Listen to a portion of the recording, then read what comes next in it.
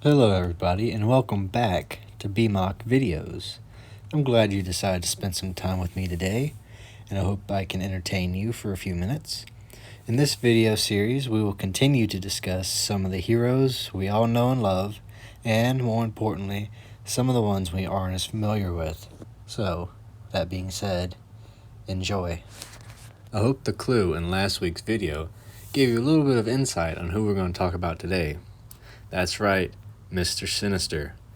Mr. Sinister is a very cool mutant supervillain. He has never appeared in any live-action movie, so some of you may not be as familiar with this character, though he did appear in some of the X-Men cartoons from the 90s. Let's get right into Mr. Sinister's origin story. Mr. Sinister, before he became Mr. Sinister, was known as Dr. Nathaniel Essex. He was a mad scientist from the Victorian era. His extreme genius caught the eye of Apocalypse, and he transformed Essex into a genetic evil genius, Mr. Sinister, being able to use his scientific abilities to create, clone, and manipulate life. Essex was born in England in the 19th century. As a child, he would watch people in Greenwich Park and was intrigued by how everyone followed a predetermined path. This interest in predicting things led him to want to become a scientist. Later on, he met a woman named Rebecca Milbury, and they soon moved in together and had a son, Adam. Unfortunately, Adam had many birth defects and passed away at only 4 years old. This obviously upset Essex, and he threw himself into his work. Essex looked up to Charles Darwin in the scientific world, and he was obsessed with his theory of evolution. Some of Essex's ideas were morally questionable, and that led him to be regarded as a dangerous man by many of his colleagues in the Royal Society. He gave a lecture speaking about the Essex factor, which was his theory that humans can evolve very quickly and that mutants were a breakthrough.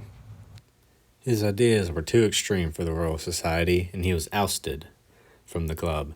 Essex, now humiliated, was determined to do whatever it takes to progress his theory. He hired a man named Cody Trimble and his marauders to gather mutated and mishappened people off the streets so he could experiment on them.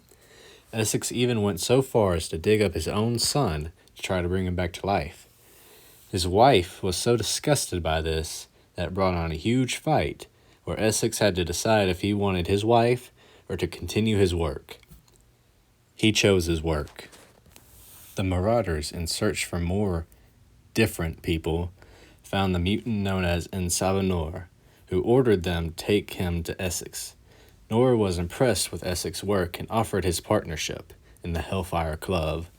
Nor eventually revealed himself as Apocalypse, proving Essex's theory of mutant evolution.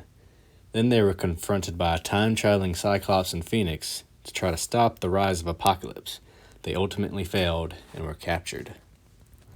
After this encounter, Essex decided to return to his wife, but upon his arrival he found that she had set free all of his captives and had another one of his children. Plus, she was dying of stress. His wife refused to forgive him for all he's done, and she said, and I quote, "You are utterly and contemptibly sinister." Hearing those words from his wife made Essex miserable and drove him right back to Apocalypse, and he agreed to be his partner. Apocalypse painfully transformed Essex into an ageless being using celestial tech. He got rid of his mortal name and decided to be called Sinister, the last words his wife said to him. Now, not having any morals to prevent him from achieving his scientific goals, he finally felt clarity. He battled the time-traveling Phoenix and Cyclops, and during the fight, Mr. Sinister determined that Apocalypse was a madman, and that they didn't share the same goals, and Mr. Sinister betrayed him, infecting him with a deadly plague. Apocalypse went into hibernation, and Sinister stated that cruelty with no purpose was ignorant, and ignorance was the greatest enemy to science. Cyclops and Phoenix was transported back to the future, and Mr. Sinister went on to open a clinic in New York to continue his experiments. He met with other time-traveling X-Men, then woke up Apocalypse, betrayed him again, and traveled the world conducting experiments on as many mutants as he could find.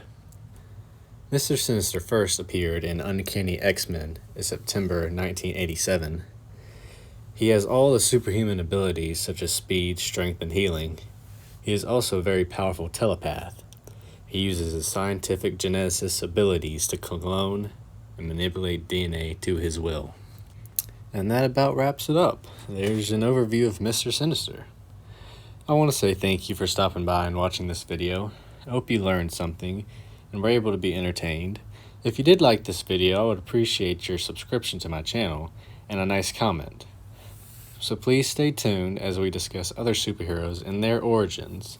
Sneak peek for next video. The character is quite the machine. See y'all next time.